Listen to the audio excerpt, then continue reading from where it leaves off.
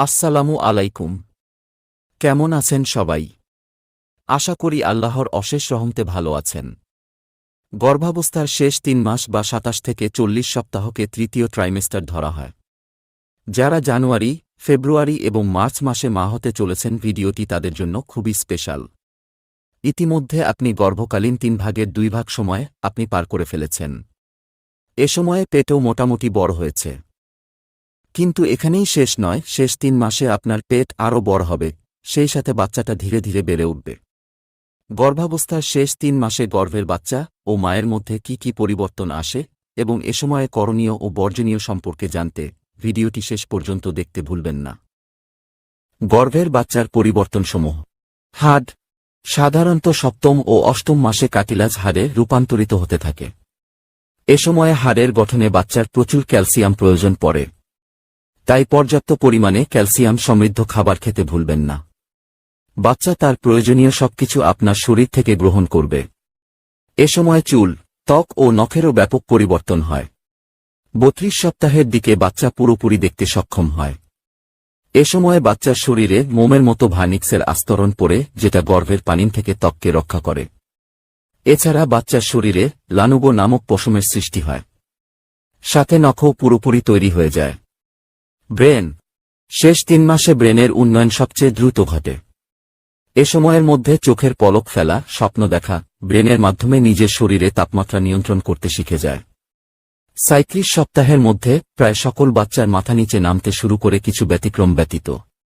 দুনিয়ায় আগমনের জন্য বাচ্চাও শেষ সময়ে প্রস্তুত হয়ে যায়। পরিপাকতন্ত্র। গর্ভাবস্থার শেষ সময়ে বাচ্চার দেহে মিকোনিয়াম নামক মলের সৃষ্টি হয়। এই মিকোনিয়াম মূলত রক্তকণা, ভার্নিক্স ও লানুগোর সমন্বয়ে গঠিত। এই মল বাচ্চার ক্ষুদ্রান্ত্রে জমা হতে থাকে। পঞ্চেন্দ্রিয়। ২৯ থেকে ৩১ সপ্তাহের মধ্যে বাচ্চার পঞ্চেন্দ্রিয় পুরোপুরি সক্রিয় থাকে, মানে বাচ্চা স্পর্শ, ঘ্রাণ, শ্রবণ, আলোতে সংবেদনশীলতা অর্জন করে। গর্ভবতীর দেহে পরিবর্তন। ভিতরে সক্রিয় একটি বাচ্চা, বৃহদাকার পেটসহ গর্ভবতীর দেহেও আসে নানা পরিবর্তন। আসুন জানি পরিবর্তনগুলো। পেট ব্যথা। পেটের চামড়া হঠাৎ টানলে যেমন ব্যথা লাগে, ঠিক তেমনি খুব ধীরে ধীরে পেট যেহেতু বড় হচ্ছে, তাই সেখানে একটা টান টান অনুভূতির সৃষ্টি হয়, যা ব্যথা হিসেবে আপনি মনে করেন। হালকা এই পেট ব্যথার সাথে আপনাকে মানিয়ে চলতে হবে। ক্লান্তিবোধ। অল্পতেই হয়তো আপনি হাঁপিয়ে উঠবেন বা ক্লান্তিবোধ আপনাকে ধীর গতির করে তুলবে।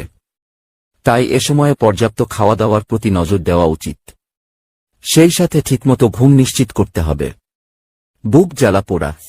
গর্ভকালীন শেষ সময়ে আপনার জরাজু পাকস্থলী ও তার উপাদানগুলোকে উপরের দিকে চাপ দিতে থাকবে, যার ফলে সৃষ্ট গ্যাসে আপনার বুক জ্বালাপোড়া হতে পারে। জ্বালাপোড়া বেশি হলে ডাক্তার দেখিয়ে হালকা কিছু ওষুধ খেতে পারেন। সংকোচন, প্রসারণ। সন্তান প্রসব প্রক্রিয়ার প্রস্তুতি হিসেবে আপনার জরাজুতে থেমে থেমে সংকোচন প্রসারণ হবে, যেটা আপনার কাছে ব্যথা হিসেবে মনে হতে পারে, তবে এটি স্বাভাবিক ঘটনা। Varicose vein. অনেক গর্ভবতীর শেষ দিকে ভ্যারিকোজ ভেইন দেখা দেয়, মূলত রক্তবাহী নালী এ সময়ে বাইরে দৃশ্যমান হয়ে উঠতে পারে। দেখতে একটু অদ্ভুত হলে এটাও স্বাভাবিক। মূলত রক্তপ্রবাহ বেড়ে যাওয়ার কারণে এমনটা হচ্ছে, তবে সন্তান প্রসবের পর এমনিতেই ঠিক হয়ে যাবে। ফাটা দাগ। ক্রমবর্ধমান বাচ্চার কারণে পেটের চামড়াতে প্রচণ্ড চাপ পড়ে, যার ফলে পেটে হয়তো ফাটা ফাটা দাগের সৃষ্টি হবে। যদি চুলকানি অনুভব করেন, তাহলে ভেজলিন ব্যবহার করুন। কোমর ব্যথা। শেষের দিকে কোমর ব্যথা আরও বাড়বে। বাচ্চাকে নরমালে প্রসবের জন্য আপনার নিচের অংশের হাড়গুলোর জয়েন্ট ঢিল হতে থাকে। এর ফলে আপনি খুবই তীক্ষ্ণ একটা ব্যথা অনুভব করবেন। অদ্ভুত স্বপ্ন। প্রথমবার গর্ভবতীরা বাচ্চাকে নিয়ে অনেক দুশ্চিন্তায় ভোগেন। বাচ্চাটা ঠিকমতো প্রসব হবে কিনা, প্রসব ব্যথা সহ্য করতে পারবে কিনা, বাচ্চাটা দুনিয়াতে আসলে ঠিকমতো লালন পালন করতে পারবে কিনা, এরকম চিন্তায় অনেক নারীরাই এ সময়ে অদ্ভুত স্বপ্ন দেখবেন। এতে চিন্তিত হবেন না।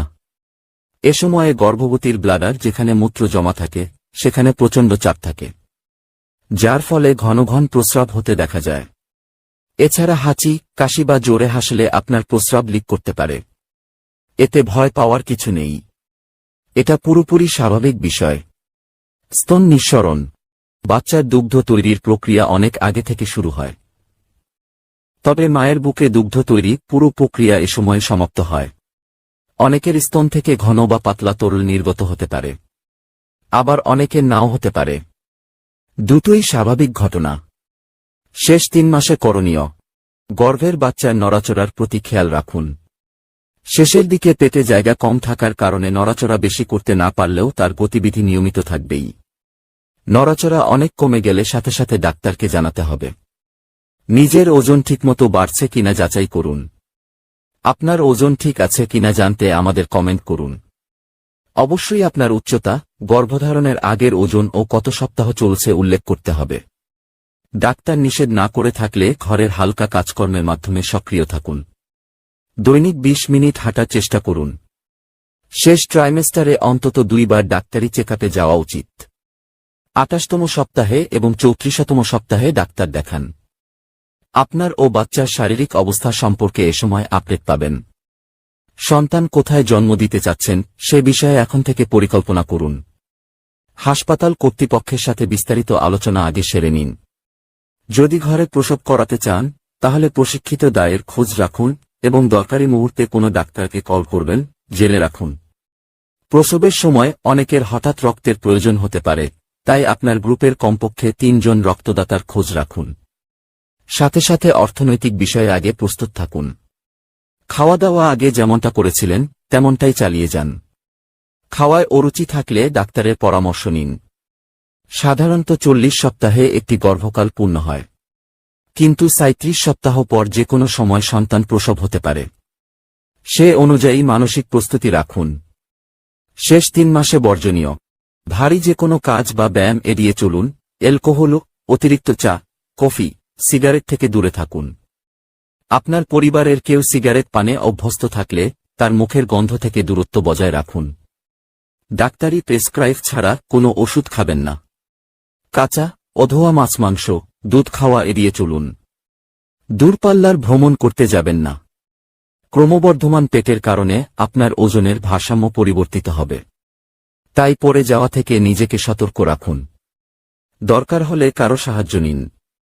অনেক নিয়মকানুন মেনে চলা, শারীরিক নানা পরিবর্তন, ব্যথা, অসংখ্য বিধিনিষেধের বিনিময়ে একটি সুস্থ সুন্দর বাচ্চা পেতে চলেছেন এই ভেবে হাসিখুশি থাকার চেষ্টা করুন। পরিবারের সবার উচিত গর্ভবতীর জন্য সুন্দর পরিবেশ বজায় রাখা। আপনাদের কোনো কিছু জানার থাকলে অবশ্যই কমেন্ট করে জানাবেন। আপনাদের কমেন্টের উত্তর দেওয়ার যথাসাধ্য চেষ্টা করব। তবে অবশ্যই চেষ্টা করবেন নতুন ভিডিওতে কমেন্ট করার। আমাদের ভিডিওগুলো ভালো লাগলে চ্যানেলটি সাবস্ক্রাইব করে রাখতে পারেন। আজ এ পর্যন্তই, কথা হবে অন্য ভিডিওতে। সে পর্যন্ত ভালো থাকুন, সুস্থ থাকুন। আপনাদের কোনো কিছু জানার থাকলে অবশ্যই কমেন্ট করে জানাবেন। আপনাদের কমেন্টের উত্তর দেওয়ার যথাসাধ্য চেষ্টা করব। তবে অবশ্যই চেষ্টা করবেন নতুন ভিডিওতে কমেন্ট করার। আমাদের ভিডিওগুলো ভালো লাগলে চ্যানেলটি সাবস্ক্রাইব করে রাখতে পারেন। আজ এ পর্যন্তই, কথা হবে অন্য ভিডিওতে। সে পর্যন্ত ভালো থাকুন, সুস্থ থাকুন। আল্লাহ হাফেজ।